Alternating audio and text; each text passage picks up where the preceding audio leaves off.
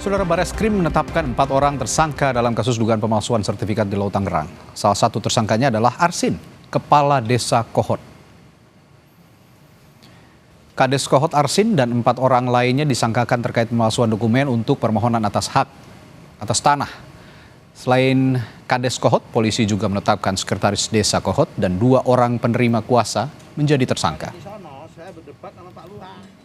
Telah sepakat menentukan 4 tersangka, di mana 4 tersangka ini adalah kaitannya seperti kemarin saya sampaikan bahwa itu adalah terkait masalah pemalsuan, di mana pemalsuan beberapa surat dokumen untuk permohonan atas hak atas tanah, di mana kita menetapkan Saudara A selaku Kades Kohot, Saudara UK selaku Sekdes Kohot, Saudara SP selaku penerima kuasa, dan Saudara CE selaku penerima kuasa telah kita sepakat kita tetapkan sebagai tersangka. Sebelumnya, menurut pengacara Kades Kohot, dalam pembuatan SHM atau SHGB, kliennya hanya membantu membuatkan surat keterangan hingga mengajukan berkas ke Badan Perencanaan Pembangunan Daerah Bapeda. Namun, Yunihar bilang ada pihak ketiga yang mendorong penandatanganan penerbitan surat-surat tanpa penjelasan yang lengkap.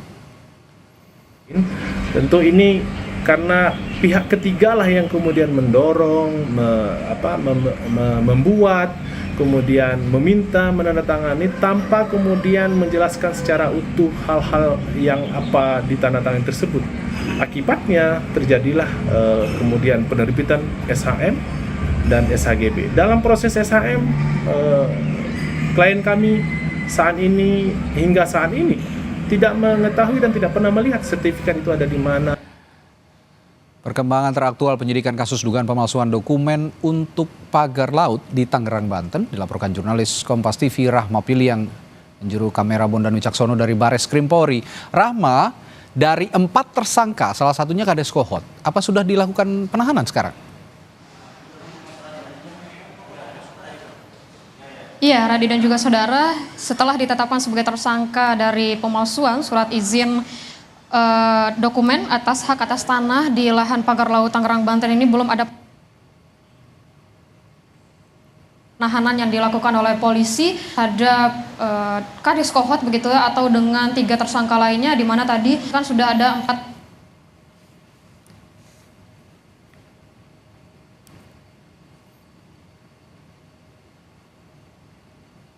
Ya.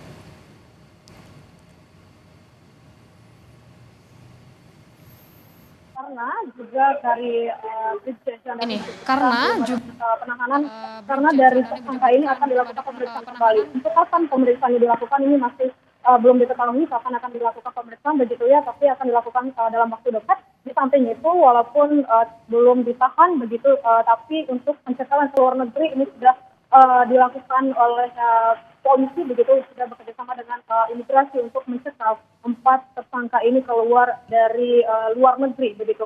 Dan kita ketahui bahwa dari 4 tersangka ini tentunya tadi saya sebutkan bahwa berkaitan dengan pemalsuan surat izin di lahan pagar laut di daerah Tangerang, Banten. Juga tadi disebutkan bahwa untuk dari Kades Kohot ini sempat dikonfrontir begitu dengan Sekdes dan juga dengan pemberi kuasa. Dan saat konfrontir itu terjadi juga bagaimana dengan lempar-lempar antara dari Kades Kohot dengan Sekdes Kohot dengan penerima kuasa, maksud kami dari penerima kuasa begitu, dari siapakah uangnya, kepada siapakah uangnya begitu, dan juga bagaimana dengan uang yang sudah diterima dari Kades Kohot ini, yang dimana kita ketahui bahwa untuk dari pemalsuan surat izin ini sudah dilakukan dari tahun 2023, tepatnya dari Desember 2023 hingga November 2024. Terkait dengan uang yang sudah diterima, begitu yang kita ketahui juga untuk TPPU-nya akan dikembangkan begitu ya dari polisi, apakah nanti akan ada tersangka baru ataukah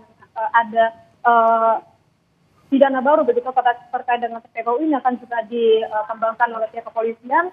serta dengan bagaimana dengan total kerugian dan juga total penerimaan yang diterima begitu dari Kades Kohot dan juga 3 tersangka lainnya, ini juga masih dilakukan pendalaman tiga oleh tersangka lainnya polisi. ini juga masih dilakukan pendalaman oleh polisi begitu Radi dan juga saudara. Selain itu pun kalau kita melihat kembali begitu saat dari Kadeskot ini dan juga beberapa tersangka ini juga sudah diperiksa begitu dan juga sudah dilakukannya penggeledahan di kantor Kades, di kantor Sekdes Kohot, di mana untuk alat bukti yang sudah diambil adalah satu buah printer, satu unit layar monitor dan keyboard, dan juga stempel sekretariat desa Kohot, yang dimana alat ini diduga digunakan untuk memalsukan surat izin SHGB di lahan pagar laut Tangerang, Banten.